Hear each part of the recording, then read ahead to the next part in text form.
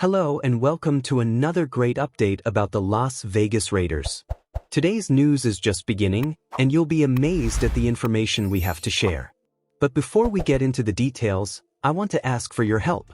We're very close to reaching the 1,000 subscriber mark on the channel, and your subscription makes all the difference.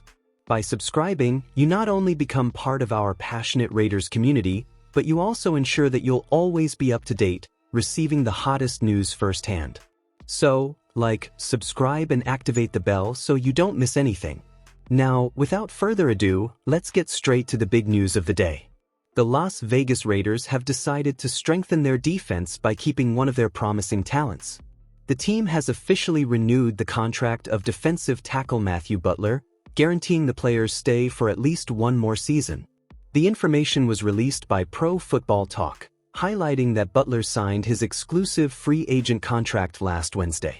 The 25-year-old played in 7 games in the 2024 season, including one as a starter. During that time, he played 101 defensive snaps and contributed 27 special teams plays, totaling 9 tackles. Butler spent part of the season on the practice squad before being promoted to the active roster, reinforcing his importance within the Raiders' defensive rotation. Selected in the 5th round of the 2022 draft, Matthew Butler has had a gradual trajectory of evolution in the NFL. In his rookie year, he played in 6 games, and the following season he appeared in only 2. Now, with a total of 15 games played in his career, the defender has 15 tackles and half a sack, looking to solidify his place in the team's defensive rotation. According to the Pro Football Network, PFN, an exclusive rights free agent, ERFA, is a player who has 2 or fewer accumulated seasons in the league and whose contract is expiring.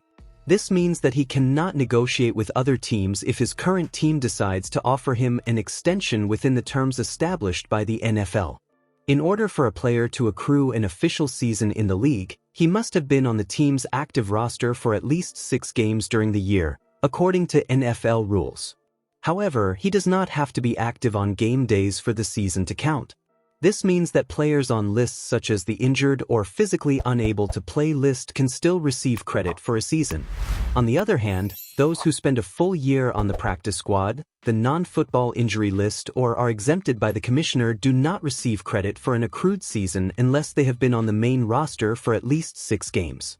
Additionally, in order for a player to count as an accrued season, he must report to training camp on the mandatory date determined by the league.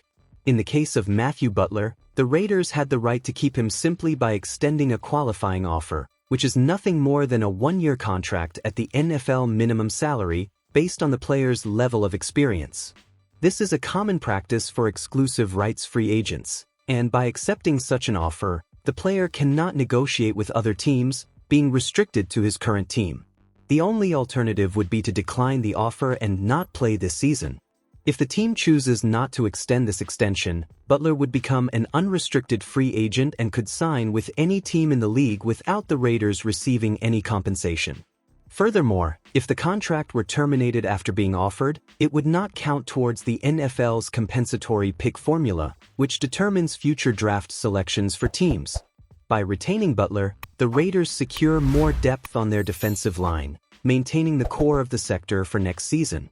The defender will now have the chance to fight for more playing time and show his value within the team's scheme, consolidating himself as an important piece in Las Vegas' defensive system.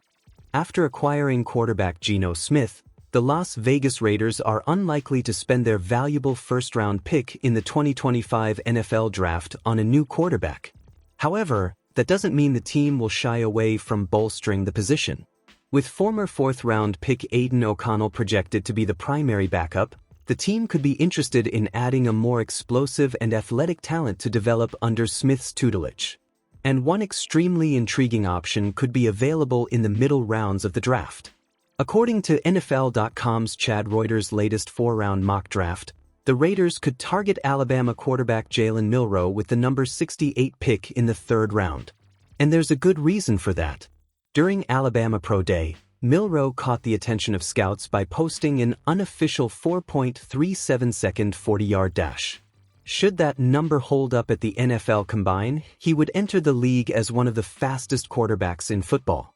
Despite his unquestionable physical talent, Milroe still raises questions when it comes to his accuracy and decision-making in the pocket.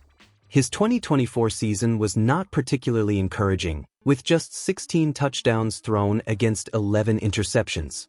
His inconsistent performance in the passing game is a concern, but his athletic tools are rare.